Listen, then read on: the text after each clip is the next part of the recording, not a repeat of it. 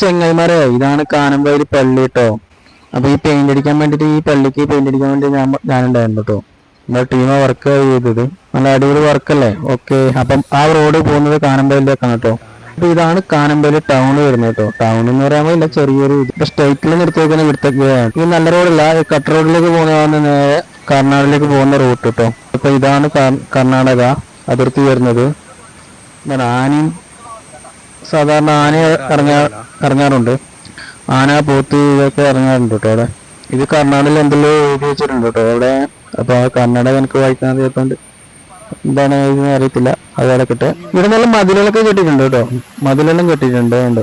ആന വരാതിരിക്കാൻ വേണ്ടി മതിലും കാര്യങ്ങളിലും സ്റ്റവും കാര്യങ്ങളിലും കെട്ടിയിട്ടുണ്ട്. ഇവിടിപ്പോ ആരും ഇല്ല കേട്ടോ, അതുകൊണ്ട് കുഴപ്പമൊന്നുമില്ല. അവരങ്ങോട്ട് പോയിട്ടുണ്ടോ, ഭക്ഷണം കഴിക്കാനായിട്ട് പോയിട്ടുണ്ടോ. ഞാനൊന്നും തൊട്ടിട്ടൊന്നും കാര്യങ്ങളൊന്നും ഇല്ല, അതുകൊണ്ട് കുഴപ്പമില്ല. അപ്പൊ അതിലൊന്നും ആരും കറണ്ട് സൈഡിലൊന്നും കറണ്ടൊന്നും ആക്കില്ല കേട്ടോ. നല്ല മതിലുണ്ട് ഇവിടെ കേട്ടോ.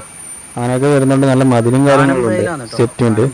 വെറുതെ വീട്ടിലിരിക്കുമ്പോ ഇതൊക്കെ കാണാൻ ഇറങ്ങുന്നേ. അവരങ്ങോട്ട് പോയാൽ ഞാനങ്ങോട്ട് വന്നു കേട്ടോ. അവരടുത്തന്നെ ഉണ്ടായിരുന്നു, കുറച്ച് ഭക്ഷണം കഴിക്കാൻ വേണ്ടി അങ്ങോട്ട് പോയതാ കേട്ടോ. അപ്പൊ അവിടെ ഞാൻ വണ്ടി വെച്ചിട്ട് ഞാൻ ഇങ്ങോട്ട് നടന്നു വന്നു കേട്ടോ. മതിലൊക്കെ അടിപൊളിയുണ്ട് കാണാൻ വേണ്ടിട്ട്. ആന ഇറങ്ങുന്നോണ്ട് വെള്ളം കെട്ടി വണ്ടി കെട്ടി വെച്ചിട്ടായിരുന്നു.